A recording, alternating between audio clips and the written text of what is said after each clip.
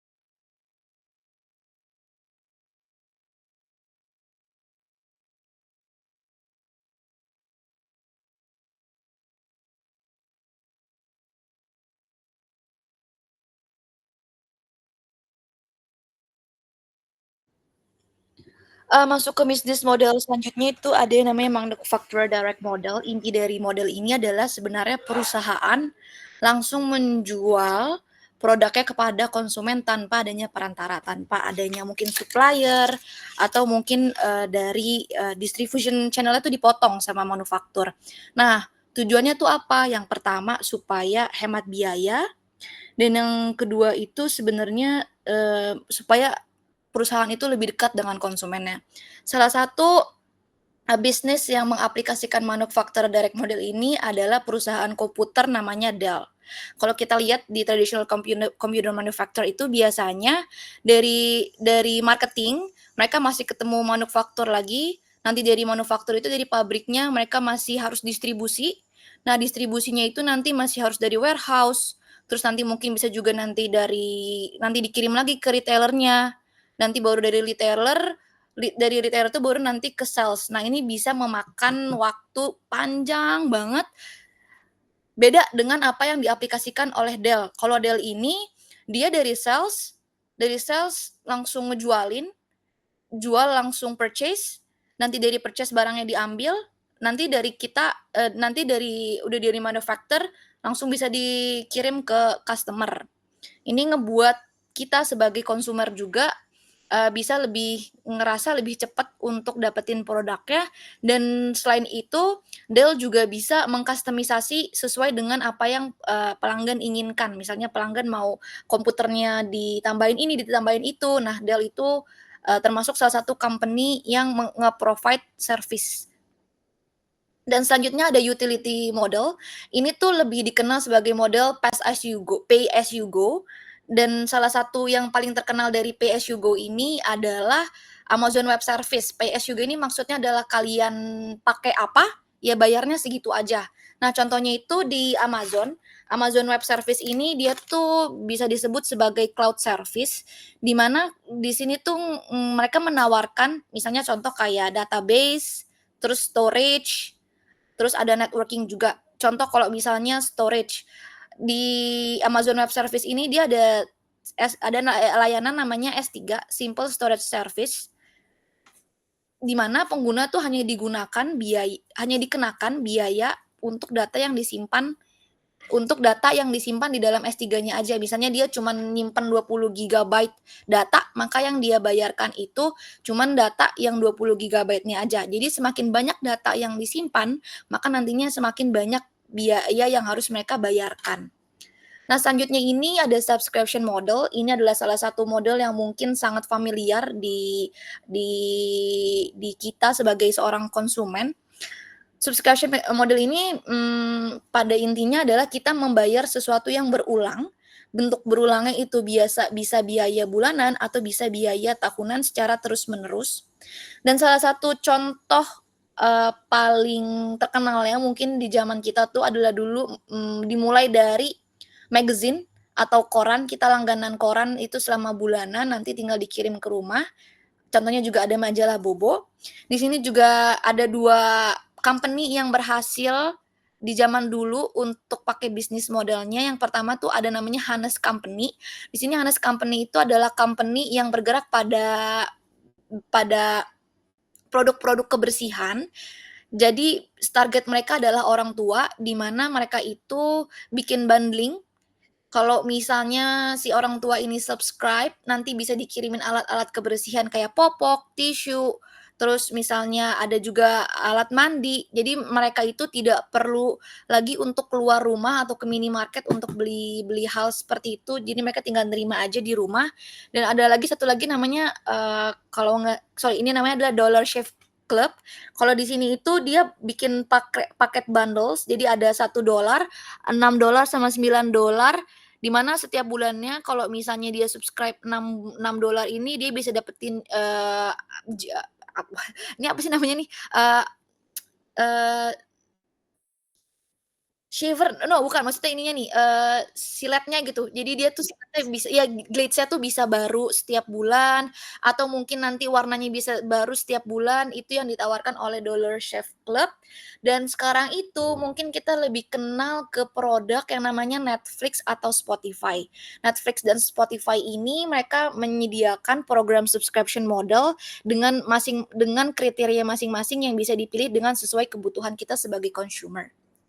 Selanjutnya itu ada affiliate model, ini juga salah satu model yang mungkin banyak diaplikasikan oleh bisnis yang ada di Indonesia. Seperti contohnya adalah TikTok Shop atau, Shopee Affiliate Program. Di sini pada dasarnya adalah kita sebagai bisnis memberikan insentif kepada pihak ketiga yang bisa disebut sebagai afiliator untuk membawa pelanggan baru ke bisnis kita atau supaya nantinya pelanggan tersebut membeli produk di bisnis kita. Nah, salah satu company yang terkenal yang menyediakan jasa affiliate adalah namanya CG Affiliate. Nah, di CG Affiliate ini, eee, kit kita kita kita misalnya sebagai yang punya bisnis, kita bingung mau mau pakai afiliator dari mana, dapetin dari mana. Nah, kita bisa kerja sama affiliate, sama CJ Affiliate, di mana nantinya kita sebagai bisnis itu cuman tinggal bilang, "Oh ya CJ Affiliate, ini aku ada produk baru, tolong disebarkan atau dipromosikan," dan nanti CJ Affiliate itu akan menyebarkan produk barunya kepada para publisher atau kepada para mungkin kalau sekarang lebih ke influencer atau KOL, di mana nanti influencer dan KOL-nya itu akan menyebarkan, produk tersebut untuk para followers-nya itu beli di mereka. Atau mungkin lebih dikenal si JFET ini bisa disebut sebagai agency. Dan salah satunya juga yang terkenal tuh adalah Amazon Affiliate Program, ini bentuknya sama kayak Shopee Affiliate Program atau TikTok Affiliate Program, di mana mereka itu menawarkan produk, mereka mereka share link, yang ngeklik link itu bisa beli produk di mereka atau mereka bisa join sebagai pengguna baru. Bentuknya apa nanti ke para afiliasi, yaitu biasanya insentif, pembagian komisi, macam-macam. Kalau misalnya itu bisa dari starting komisinya itu 10 sampai 20% dari harga produk tersebut, begitupun juga dengan, TikTok Shop. Selanjutnya ini ada community atau crowdfunding model. Kalau community ini adalah model di mana isinya adalah orang-orang yang memiliki minat atau tujuan yang sama dan mereka itu harus berlandaskan dengan, berbasis internet atau aplikasi mobile. Jadi mereka tuh berkumpulnya di sini di online, di internet atau di sebuah forum, yang mana dulu tuh ini komunikasi model ini berangkat karena zaman dahulu itu kita sebelum ada online itu biasanya kita komunikasi itu cuma one to one, satu orang ke satu orang atau one to many. Nah, community ini hadir supaya bisa many to many, yaitu mencakup secara secara luas. Contohnya tuh mungkin kayak Reddit atau Quora. Jadi di sini kalau belum familiar dengan Quora atau Reddit, biasanya tuh di sini nanti bisa nulis sebuah, bahan diskusi dan kita sebagai komunitas itu bisa memberikan opini atau ya pendapat kita terhadap, si topik tersebut. Dan kalau misalnya dari mana sih community ini tuh bisa dapetin profit? Nah, mereka itu dapetin dari masang iklan atau dari langganan premium. Kemudian ada juga yang namanya crowdfunding model. Nah, kalau crowdfunding model ini dia tuh, lebih ke arah orang banyak, mereka mau memberikan dana secara kolektif terhadap sebuah project atau ide tertentu. Nah, salah satu contoh yang paling kita kenal itu ada GoFundMe atau Kitabisa. Nah, dari mana sih sebenarnya crowdfunding ini nantinya mendapatkan profit?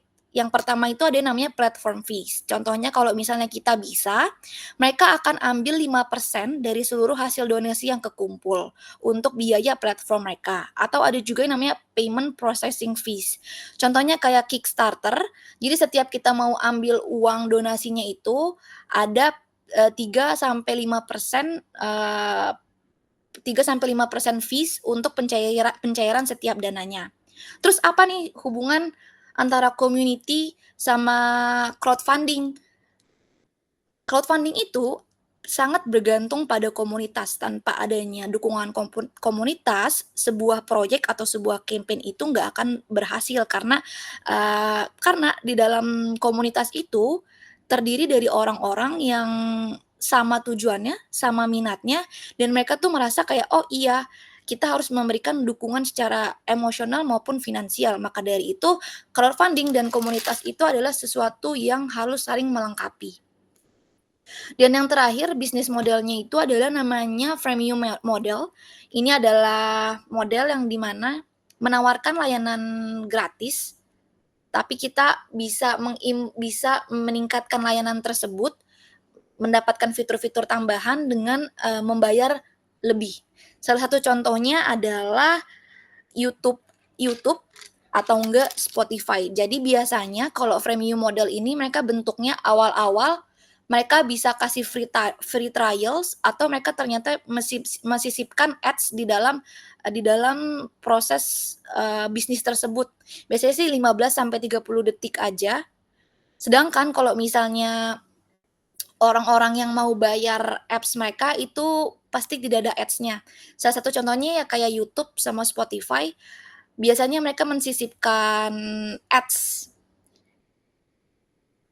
Itu aja sih kalau misalnya terkait model, mungkin, selanjutnya bisa dilanjutkan oleh Mbak Mira. Iya, jadi kalau mungkin tadi itu udah dibahas terkait dengan tipe-tipe bisnis model, jadi sebetulnya di dalam proses digital marketing atau bahkan di dalam konteks bisnis digital gitu ya, itu tuh sangat jarang per hari ini gitu ya, sangat jarang ketika satu bisnis itu hanya running di dalam satu bisnis model, karena prakteknya begitu ya, dengan konteks digital ini memungkinkan kita untuk running lebih dari satu bisnis model gitu ya. Jadi contohnya aja ini sebetulnya Kano, tapi nanti aku akan cari ganti aja contoh dengan platform-platform yang ada di Indonesia. Misalnya kayak Shopee. Shopee itu sebetulnya kalau kita lihat dari 8 jenis bisnis model tadi, dia masuk di kategori brokery, terus termasuk juga berikutnya dia itu masuk di tahap di konteks affiliate. Jadi kalau kita ngomong Shopee aja saat ini sebenarnya dia itu running 2 bisnis model sekaligus. Terus kalau kita ngomong Grab per hari ini, dia tuh sebetulnya brokery juga untuk konteks sebagai kayak marketplace di GoFood, gitu ya, GoFood, GrabFood, Mart, gitu ya. Tapi di dalam konteks yang lain, sebenarnya dia juga jualan subscription juga yang dalam konteks seperti freemium model, gitu ya, dimana ketika kita itu membayar lebih, kita akan dapat benefit lebih lagi di sisi customer, gitu ya. Tapi itu tetap kayak bayar biaya berlangganan untuk bisa dapat beberapa benefit kayak mungkin prioritas orderan, terus kayak potongan diskon, gitu ya. Nah itu juga bentuk dari penggunaan lebih dari satu bisnis model. Nah sebenarnya per hari ini Grab pun itu juga running juga di infomediary, di mana untuk tadi kalau untuk customer-nya dia tuh sebenarnya punya subscription tadi ya langganan. Nah, tapi kalau untuk para merchant-nya sendiri gitu, jadi dia juga punya fasilitas infomediary di mana dia itu kayak nyediain informasi. Sorry.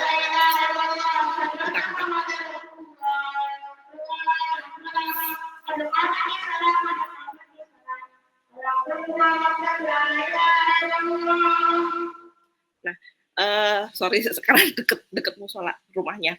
Jadi infomediary ini dia kayak nyediain fasilitas mirip dengan konteks tadi kompetitor analisis. Jadi dia tuh kayak ngasih informasi walaupun dengan menutup informasi dari para informasi kompetitornya. Jadi kayak lebih ngasih informasi gitu kepada merchant yang memang langganan subscription ke dia untuk ngasih peta gitu ya, bahwa misalnya kayak janji jiwa gitu ya, janji jiwa itu market di Bekasi itu gimana sih gitu ya. Kebanyakan orang Bekasi itu beli kopi berapa cup per hari. Nah sedangkan janji jiwa itu hanya megang berapa market di situ. Terus kayak bisa ngasih peta bahkan gitu ya di Grab itu bahwa ini adalah data transaksi kopi, susu, gula aren misalnya dengan konteks seperti itu tuh per kecamatan tuh berapa. Jadi kalau kamu belum punya merchant di situ bisa jadi memberikan insight gitu ya. Oh, saya bisa nih nambah merchant di situ untuk mengakuisisi market di kecamatan tertentu karena per hari ini belum ada merchantnya Janji Jiwa yang ada di situ gitu. Jadi sebetulnya dimungkinkan dengan konteks digital saat ini itu tuh suatu bisnis itu menjalani lebih dari satu bisnis model. Next. Nah, tadi ketika kita running lebih dari satu bisnis model gitu ya, untuk memudahkan kita menyeting target, menyusun aktivitasnya kita itu seperti apa, terus kayak terus partnernya kita siapa aja, customer-nya kita siapa aja, sebenarnya bisa menggunakan model bisnis model Canvas seperti ini untuk bisa nge-trace begitu ya setiap bisnis proses yang kita running ini seperti apa progresnya, targetnya seperti apa, capaiannya seperti apa, seperti itu. Gitu sih. Selanjutnya Mbak Murni kayaknya. Ini kayak panjang banget kita udahan, sejam lebih udah. Mbak Murni. Ya, ya ini yang terakhir ya dari ini. Ininya dia menjelaskan sih, tadi kan sudah dijelaskan jenis-jenis bisnis model ya. Nah, dengan perkembangan teknologi baru, jadi model bisnis juga banyak yang berubah gitu. Contohnya di sini adalah blockchain, ada yang namanya blockchain teknologi. Mungkin teman-teman lebih akrabnya salah satu contohnya adalah cryptocurrency ya. Jadi apa sih dia gitu? Apa intinya tuh dia itu decentralized gitu. Jadi kalau misalnya ada contohnya kalau misalnya kayak bank gitu. Kalau bank itu dia itu kan, dia bentuknya adalah centralized. Kenapa? Karena misalnya kita mau melakukan suatu transaksi gitu. Jadi kita, datang ke bank, nah banknya itu yang dia akan, kita misalnya request transaksi, terus banknya yang akan memvalidasi gitu, apakah kita punya uangnya atau tidak dan kayak, akun tujuannya tuh siapa, ada apa enggak gitu. Jadi bank ini yang punya, kuasa gitu. Nah sedangkan kalau misalnya di blockchain teknologi ini tuh ini decentralized. Jadi dia tidak dipegang oleh satu perusahaan atau satu entity gitu. Jadi ketika kita mau melakukan suatu transaksi nanti akan di-upload ke apa ya sebutannya, kayak network gitu, lalu network-nya ini terdiri dari berbagai komputer gitu. Jadi bukan cuma satu institusi gitu. Nah, baru dari situ divalidasi langsung dari situ, dan habis itu transaksinya completed gitu. Dan setiap transaksi itu, segala catatannya, segala record-nya itu bisa diakses oleh semua orang gitu. Beda kalau misalnya bank kan ya. Kalau bank kan dia cuma bisa diakses oleh si pelanggan itu sendiri sama banknya saja gitu.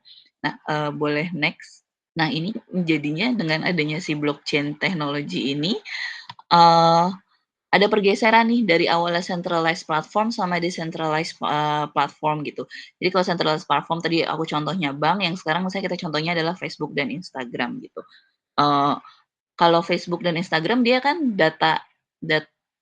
intinya datanya dimiliki oleh Facebook dan kita harus ikutin peraturan mereka gitu.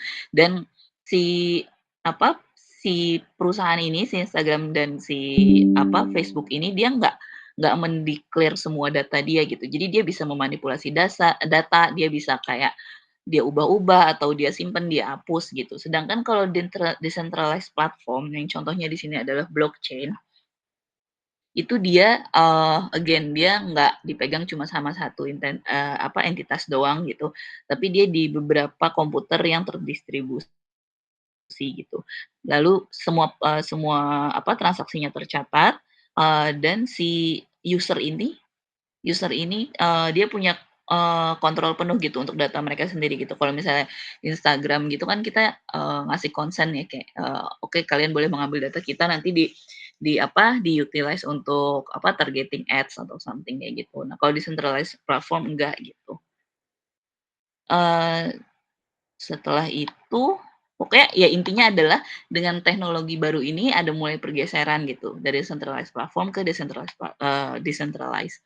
Nah ini contoh dengan adanya teknologi blockchain ini ada banyak banget kayak bisnis model yang baru gitu. Ini ini ini contohnya sangat-sangat, ini sih tech gitu, jadi aku kayak kurang paham. Intinya, kalau Ethereum ini, apa, dia itu kayak buat kita bayar, kalau misalnya kita mau nge-running suatu aplikasi, kita bisa bayar lewat situ gitu. Jadi, kayak cryptocurrency lah, itu dari sini gitu. Nah, ada juga namanya aplikasi, terdesentralisasi atau apps gitu. Mmm, contohnya adalah Uniswap. Uniswap ini, ya intinya kayak kripto gitu ya. Jadi kayak, pertukaran token, tapi nggak perlu ada, perantara gitu. Kalau misalnya kayak di bursa saham kan kita ada, bursa saham ada perantaranya. Kalau ini kita bisa transaksi sendiri gitu, ke si server itu langsung gitu. Next-nya ada smart contracts, ini menarik sih aku baru tahu gitu. Jadi, smart contracts tuh isinya kita kayak, ngasih, certain, kontrak lah gitu. Jadi kayak kita akan melakukan transaksi mmm, kalau ada, kondisi-kondisi semua terpenuhi, nah itu bakal otomatis langsung transaksinya jalan gitu, kayak langsung, tervalidasi gitu. Contohnya adalah, kalau misalnya kita mau ada, asuransi cuaca gitu. Jadi misalnya kalau misalnya kayak tiba-tiba, kita bakal ngasih smart contract-nya itu kalau misalnya di daerah saya terjadi, badai, dengan curah hujan segini segini segini, tolong asuransinya diaktifkan gitu. Nah itu kita udah nggak perlu kita udah nggak perlu setting-setting lagi atau kayak gimana, atau kita nggak perlu melakukan transaksi gitu, nggak perlu beli asuransi lagi, itu akan langsung running jalan sendiri gitu. Nah ini yang si smart contracts ini bisa terjadi dengan kayak adanya si oracles ini. Jadi kalau kalau misalnya cryptocurrency kayak gitu-gitu, itu kan semua aktivitas mereka adanya di blockchain gitu. Nah sedangkan kalau smart contracts ini, misalnya contohnya tadi adalah asuransi cuaca. Eee, kan kita harus, si rules-nya itu kan harus misalnya kalau terjadi badai atau kayak kalau curah hujannya segini-segini gitu. Nah itu si si blockchain-nya si smart contracts-nya ini dia harus mengambil data dari situs luar gitu yang tidak ada di dalam blockchain. Nah dengan adanya Oracle ini si sistem ini bisa, mengambil data-data tentang cuaca itu untuk dimasukkan ke dalam blockchain gitu. Yang next ada lagi yang namanya NFT, ini mungkin teman-teman sudah umum sekali atau, eee, jadi ini kayak, aset digital asli biasanya sih bentuknya kayak artwork gitu ya, gitu. Salah salah satu contohnya adalah CryptoPunks, dia, apa, mmm dia pokoknya mem-provide kalau apa sih digital asset kayak, artworks-nya itu yang kayak bentuknya pixel-pixel gitu dan dia, dilindungi di blockchain, Ethereum. Selanjutnya mulai masuk ke balik lagi ya ke Cevi ya. Sumpah ini panjang banget lagi. Jadi di session 3 itu adalah kita membahas terkait, target marketing strategi, di mana ini adalah salah satu ada stage pertama, yaitu segmentation. Nah, sebelum membahas segmentation itu apa, biasanya segmentation itu didapatkan dari yang pertama adalah riset pasar atau market research dan juga analisis data dari pelanggan itu sendiri. Setelah itu baru masuk ke dalam segmentation, yang mana segmentation itu adalah, tujuannya untuk mengidentifikasi kebutuhan pelanggan dan juga membantu untuk memetakan pasar menjadi beberapa segmentasi yang berbeda. Ini tuh nantinya bisa dilakukan berdasarkan data seperti mungkin demografi, perilaku, geografis, atau mungkin psikografis dari pelanggan. Tujuannya adalah nantinya bisa membantu perusahaan untuk memahami lebih lanjut bagaimana pasar dan juga bisa menyesuaikan bagaimana nantinya strategi pemasaran dengan kebutuhan segmen yang tadi sudah disebutkan. Dan setelah itu bagaimana bagaimana bisa mencapai segmentation? Yang pertama itu harus adanya definisi dari segmentation itu sendiri. Kita harus tahu dengan jelas bagaimana dan siapa pelanggan yang berpotensi dan bagaimana nantinya mereka akan dikelompokkan. Dan selanjutnya itu ada namanya personal development atau kita mengembangkan persona. Jadi nanti perusahaan itu bisa mengembangkan persona pelanggan yang tujuannya itu untuk memahami bagaimana kebutuhan pelanggan tersebut, bagaimana perilaku pelanggan tersebut, dan bagaimana cara memotivasi pelanggan sesuai dengan segmen yang telah ditentukan tadi. Dan yang terakhir itu adalah customer experience requirement. Jadi di sini juga segmentasi bisa membantu perusahaan untuk memahami bagaimana caranya meningkatkan experience dari pelanggan supaya bisa lebih baik dan supaya bisa relevan untuk setiap segmen yang telah ada.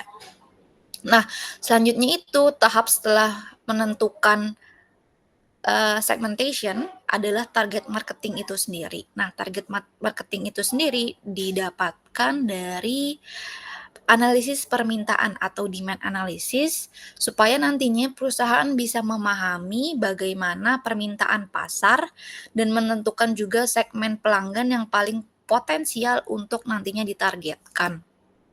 Nah, kalau misalnya ngomongin target marketing berarti kita ngomongin soal bagaimana kita melakukan evaluasi dari segmen mana yang nantinya paling sesuai dengan produk kita atau dengan layanan yang memang kita tawarkan. Dan dari situ nantinya kita bisa tahu mana nih potensi yang paling besar untuk memberikan kontribusi. Mungkin ngomongin kontribusi berarti ngomongin soal pendapatan yang bisa didapatkan secara online. Untuk bisa mencapai target marketing ini bisa dicapai dengan pertama kita bisa milih target secara online, maksudnya pemilihan online targeting lebih ke arah mungkin kita nentuin strategi penegakan online seperti penggunaan iklan digital. Untuk setiap segmennya itu pasti nanti akan berbeda-beda, maka dari itu kita perlu menentukannya seperti apa. Kemudian nanti ada online revenue contribution for each segment, di mana nanti setiap segmennya itu perlu dianalisis seberapa besar kontribusinya terhadap pendapatan bisnis kita secara online. Dan yang terakhir itu customer life cycle targeting. Di sini adalah gunanya target marketing ini untuk membantu menentukan strategi pemasaran berdasarkan tahapan dari siklus pelanggan itu sendiri.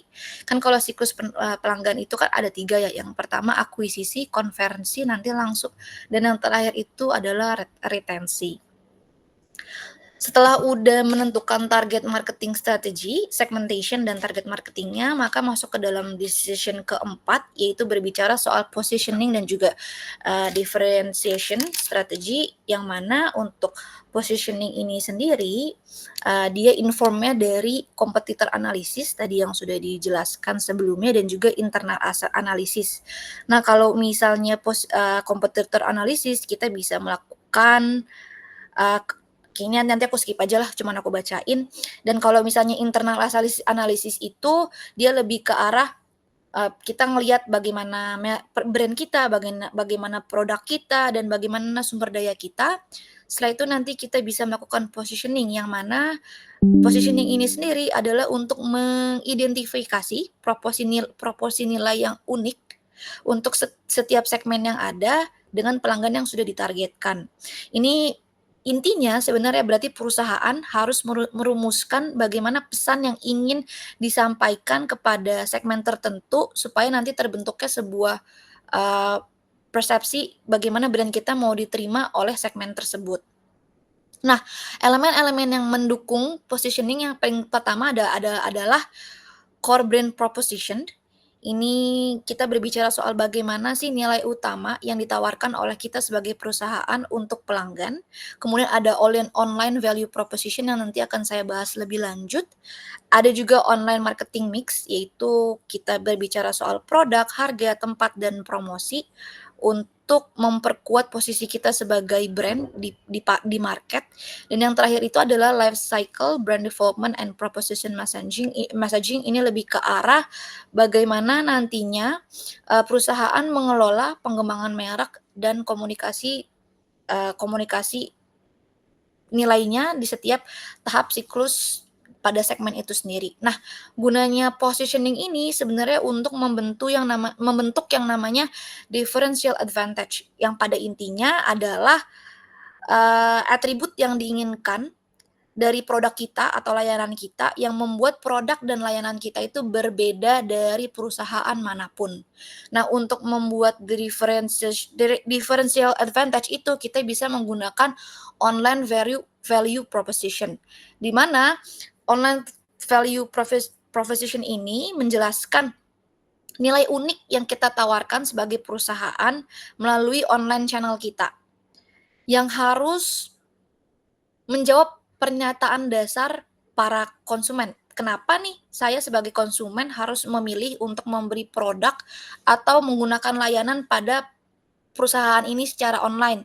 Kenapa saya nggak beli aja dari perusahaan B? Atau kenapa saya nggak beli aja secara offline? Nah, gunanya online value proposition ini adalah untuk menjawab pertanyaan tersebut. Bagaimana cara menjawabnya? Yang pertama dengan pengembangan konten dan juga layanan online.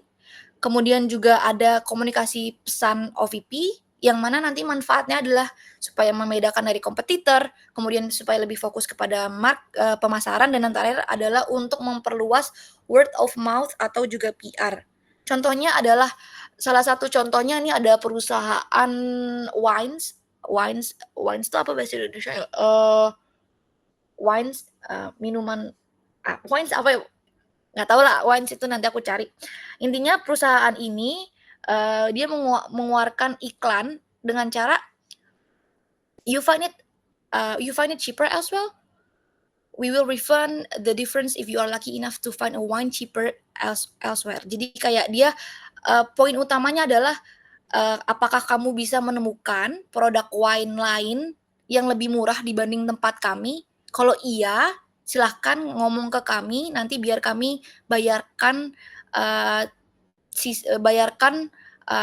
refund kembali wine-nya kalau misalnya berhasil menemukan. Jadi intinya adalah OVP ini, dia pengen konsumer ini menerima dia pengen konsumer ini menerima bahwa brand dia tuh udah paling murah dibandingkan brand, wine manapun.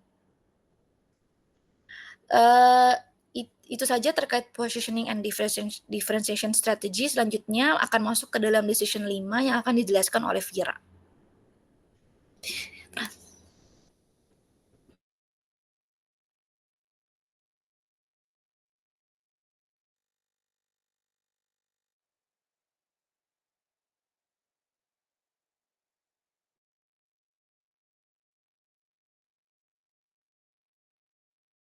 Vira, masih di-mute?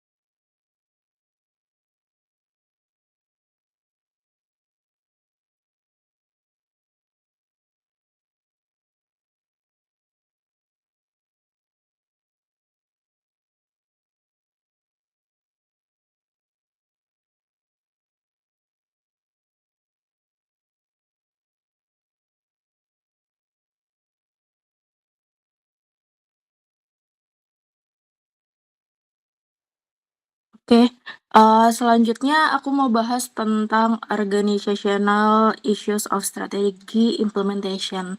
Nah, jadi dalam penerapan pemasaran secara digital ya pastikan dari perusahaan sendiri akan mengalami beberapa tantangan nih yang mungkin harus disesuaikan oleh perusahaan.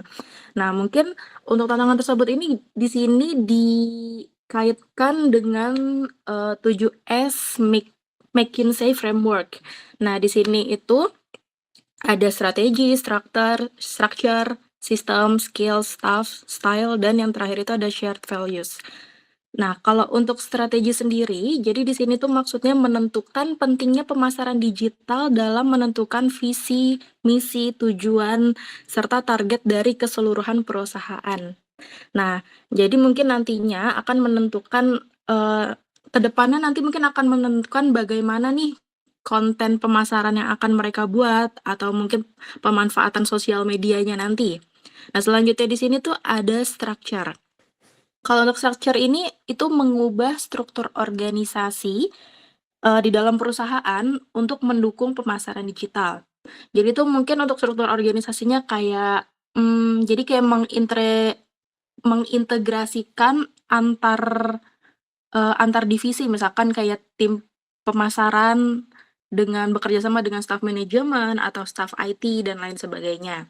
Selanjutnya itu ada sistem. Kalau untuk sistem di sini, ini mengembangkan proses, prosedur, dan sistem informasi khusus untuk mendukung pemasaran digital.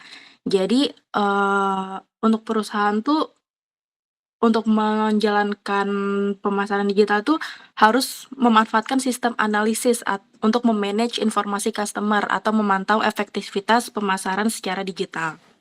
Selanjutnya ada staff. Kalau untuk staff sendiri ini memastikan bahwa staff di dalam perusahaan memiliki latar belakang dan keahlian pada digital. Mungkin bisa, dari awalnya mungkin melakukan rekrutmen untuk staff-staff yang sudah mengerti untuk, hal-hal digital atau mungkin mengadakan pelatihan ataupun pengembangan untuk melaksanakan strategi pemasaran digital yang efektif. Selanjutnya ada mohon maaf, itu staff. Itu selanjutnya ada skill. Kalau untuk skill ini memastikan bahwa bahwa karyawan-karyawan perusahaan itu, memiliki keterampilan khusus nih dalam strategi pemasaran digital. Misalkan dia punya keterampilan atau pemahaman di analitik web, atau mungkin manajemen iklan, atau mungkin pengembangan konten, seperti itu. Selanjutnya ada style. Style itu maksudnya membangun budaya perusahaan yang mendukung pemasaran digital. Jadi dari dalam perusahaannya sendiri nih sudah mendukung untuk pemasaran digital seperti mendorong untuk melakukan inovasi ataupun bahkan kolaborasi. Selanjutnya ada tentang shared value. Kalau shared value ini maksudnya bagaimana budaya dan prinsip dari perusahaan itu yang menuntun sebuah keputusan untuk membuat sebuah strategi digital. Jadi kayak nilai-nilai perusahaan itu tercermin di dalam kampanye pemasarannya. Misalkan untuk kampanye pemasaran misalkan kalau untuk perusahaan yang dia tuh bersifat berkelanjutan gitu, jadi mungkin nanti kampanye pemasarannya bisa juga untuk menggunakan feature-feature berkelanjutan atau mungkin berkolaborasi dengan, mungkin suatu kelompok ataupun perusahaan-perusahaan yang juga menganut sistem berkelanjutan, seperti itu. Nah, next-nya. Nuha, Ya. punten sih. Ini berarti yang garis-garisnya itu menggambarkan dia Oh, saling iya. itu ya apa gimana? Betul betul. Jadi kalau misalkan, untuk, 7S framework ini dia saling mempengaruhi satu sama lain. Jadi kalau misalkan salah satu faktornya aja tidak terpengaruhi nih, maka untuk elemen lainnya pun juga nanti akan kurang maksimal gitu untuk penerapannya, seperti itu. Oke, thank you. Yuhu. Oke, selanjutnya itu tentang assessing different digital initiative. Tadi kan kalau misalkan dibahas di awal-awal ya, kita kan udah bahas tuh yang namanya situation analysis atau mungkin competitor analysis, bahkan untuk strategi formulation-nya, dan juga mungkin ada beberapa model bisnisnya gitu ya. Itu kan terlalu banyak ya, mungkin akan ada banyak apa ya, banyak ide atau banyak wawasan masuk nih untuk suatu perusahaan menentukan mana sih konsep terbaik atau mana sih strategi terbaik yang harus diterapkan nih di perusahaan ini atau mana yang cocok. Nah, makanya di sini kita harus membuat yang namanya analisis portofolio. Kalau untuk analisis portofolio itu memilih inisiatif digital mana sih yang paling sesuai dengan kebutuhan dan sumber daya perusahaannya. Dan ini juga untuk membantu perusahaan dalam optimalisasi maksudnya, optimalisasi sumber daya, minimalisir risiko, dan memaksimalisasi return of investment-nya gitu. Nah, kalau dari buku ya ini dibahas ada beberapa kategori ya dalam portofolio analisis ini dicetuskan atau mungkin disebutkan oleh McFarland itu kategori dalam mengevaluasi pentingnya aplikasi terhadap bisnis strategi. Di sini ada 4 kategori. Yang pertama tuh key operational. Key operational itu yaitu menggunakan aplikasi yang menunjang keberlangsungan bisnis perusahaan. Jadi ini kayak aplikasi dasar gitu yang digunakan oleh perusahaan. Kalau misalkan di buku sih dicontohnya itu tentang aplikasi partner relation management (PRM). Ini untuk berkomunikasi nih. Jadi kayak perusahaan bisa berbagi informasi yang aman dengan distributor ataupun mitra eksternal lainnya. Tapi mungkin di contoh lain, ini juga bisa kayak mungkin pembuatan website untuk perusahaan gitu. Jadi dia tuh kayak mungkin contohnya kayak aplikasi kayak Ruang Guru kali ya. Jadi kan Ruang Guru itu dia punya aplikasi sendiri dan juga punya website sendiri di mana semua informasi perusahaan ataupun running-nya perusahaan itu ada di aplikasi tersebut, seperti itu contohnya. Yang kedua itu ada support. Kalau support ini untuk aplikasi yang sebenarnya penting untuk operasional harian perusahaan tapi tidak terlalu krusial secara strategis. Jadi kalau misalkan untuk contohnya mungkin personalisasi konten media sosial atau mungkin pengelolaan email, seperti itu. Nah, yang ketiga itu ada high potential. Ini aplikasi inovatif yang dapat memungkinkan untuk mendapatkan kesempatan dalam meraih keuntungan di masa depan. Kalau untuk contohnya, di buku ini dicontohnya menggunakan sistem CRM untuk manajemen layanan pelanggan. Dan kalau misalkan untuk contoh lainnya yang aku baca-baca itu bisa juga dengan pemasaran menggunakan platform sosial media yang baru. Mungkin kalau misalkan di Indonesia yang media sosial yang paling baru ini mungkin kayak thread gitu ya, threadnya Meta itu yang di Instagram. Nah, itu mungkin itu bisa jadi bisa digunakan juga nih untuk membuat strategi-strategi pemasaran baru yang mungkin bisa berpengaruh ke jangka panjangnya. Selanjutnya yang terakhir itu ada strategik. Strategik itu aplikasi yang krusial terhadap kesuksesan bisnis di masa yang mendatang. Kalau di sini contohnya juga menggunakan sistem CRM yang berfungsi untuk lead generation atau pengembangan bisnis baru yang nantinya bisa krusial untuk mendapatkan pelanggan-pelanggan baru, seperti itu. Oke, next. Oke, selanjutnya ini tentang the online life cycle management grid. Oke, jadi kan tadi kita udah ngebahas tentang portfolio analisis ya. Mungkin dari beberapa strategi yang strategi digital, nanti kan kita bisa membuat analisis portofolio di mana mungkin nanti sudah ketemu nih strategi yang mana yang paling cocok untuk diterapkan di perusahaan. Nah, ini kita bisa menggunakan online life cycle management grid ini mungkin untuk membantu perusahaan dalam efektivitas efektivitas strategi dan taktik pemasarannya. Di sini kita menggunakan 4 tahap utama. Tadi mungkin udah disebutkan ya di awal terkait dengan RACE, yang itu isinya reach, act, convert, dan engage. Nah, kalau untuk reach sendiri, Di sini tuh maksudnya memperluas jangkauan bisnis dan memperkenalkan produk atau layanan kepada audiens target melalui berbagai saluran digital. Kalau untuk REACH ini mencangkup penggunaan strategi yang bertujuan meningkatkan visibilitas dan mendatangkan traffic ke situs web. Jadi bagaimana supaya orang-orang bisa ngebuka situs web kita nih atau berkunjung ke apa ya, mungkin kalau misalkan di e-commerce berkunjung ke toko kita nih buat melihat-lihat produknya.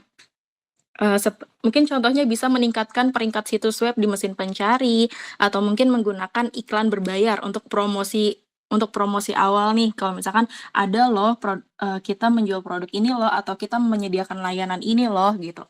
Nah, selanjutnya itu ada Act. Act ini mendorong pengunjung untuk berinteraksi dengan konten yang disediakan. Tujuannya untuk mengubah pengunjung yang tadinya hanya cuma pengen lihat-lihat menjadi prospek atau leads atau calon pelanggan dengan cara membuat mereka melakukan tindakan sesuatu. Jadi mungkin kalau untuk di aplikasi itu mungkin mereka bisa login gitu atau mungkin mendaftarkan akun mereka. Bisa juga kayak apa ya, mengisi Google Form maybe atau mungkin kalau misalkan mereka melihat-lihat di e-commerce itu bisa dimasukkan ke keranjang gitu, seperti itu. Nah, selanjutnya kalau untuk yang ketiga itu ada convert. Convert itu mengubah prospek atau pengunjung yang tadi ada di tahap X itu untuk melakukan pembayaran. Sebentar. Iya, menjadi pelanggan yang membayar. Contohnya, jadi kita tuh kayak memfollow up sih jatuhnya. Jadi kayak contohnya kayak email marketing yang kita mungkin memberikan penawaran khusus atau diskon atau mengingatkan kayak ini nih kamu udah masukin barang di keranjang nih, ayo check out mumpung ada diskon gitu-gitu contohnya. Terus juga ada remarketing. Kalau misalkan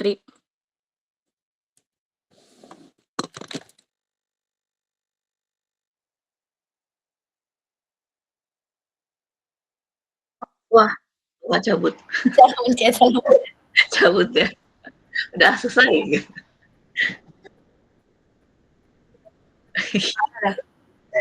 Aduh.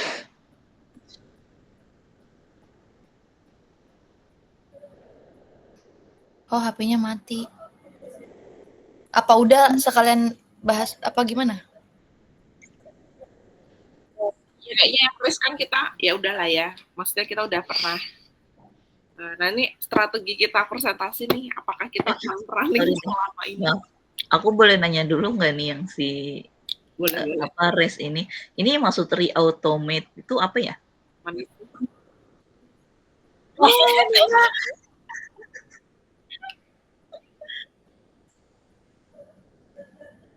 Udah kayak gini ini sama aku. Mbak Nuha.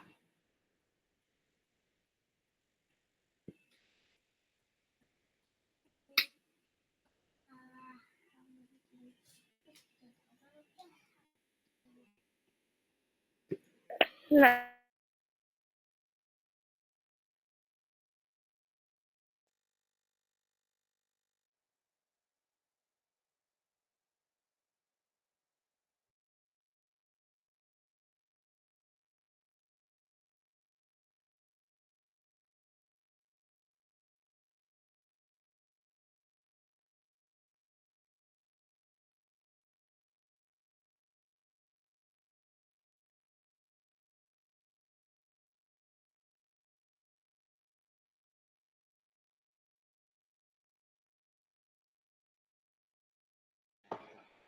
Nuha?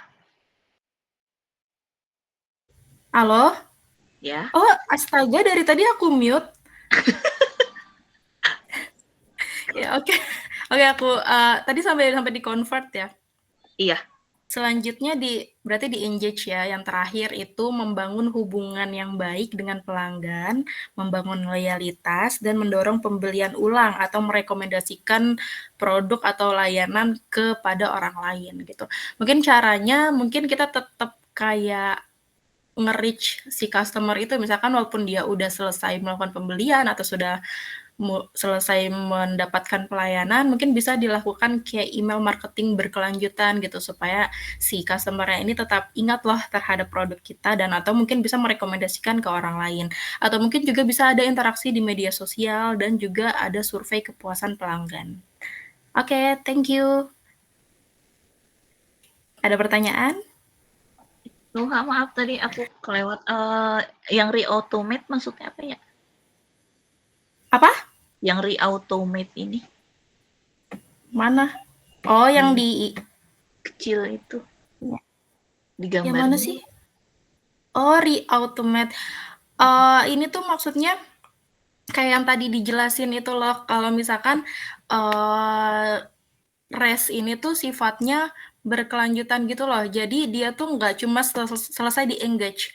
Jadi karena ini kan online life cycle ya, dimana kalau online life cycle itu mungkin gaya hidup gaya gaya dari customer itu tuh bisa berubah gitu loh, sesuai dengan perkembangan digital ya. Jadi itu bisa terus berputar gitu loh. Jadi nggak sampai di engage aja.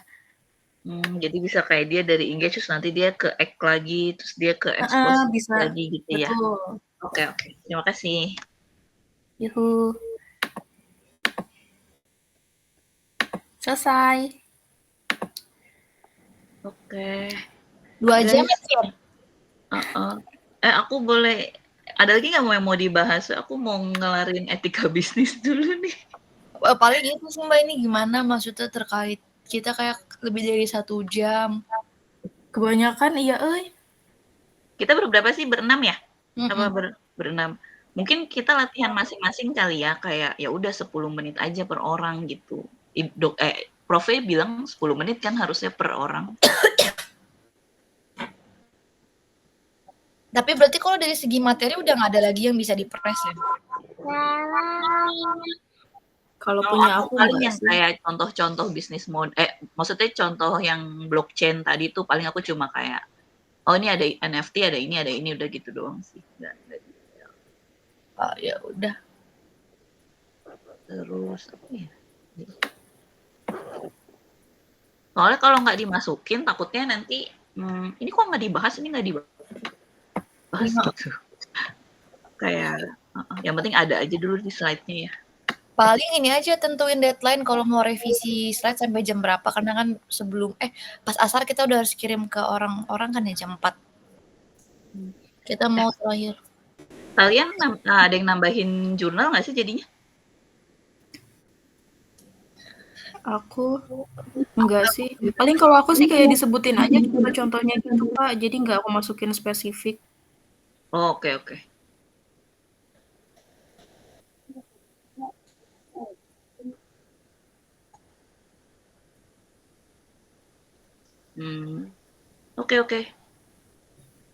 Berarti udah ya.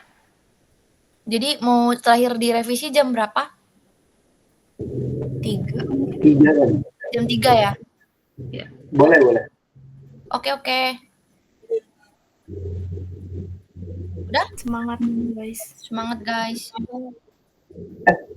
Tapi ngomong-ngomong basic. Apa tips suara lu menggema?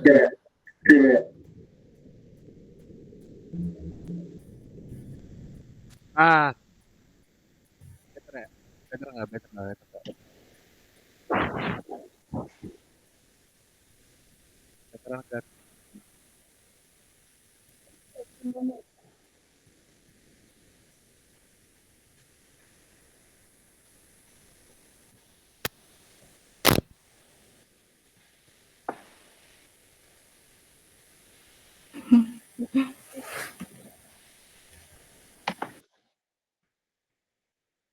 Ini recordnya udah dimatiin kan ya? Iya, nanti makin panjang.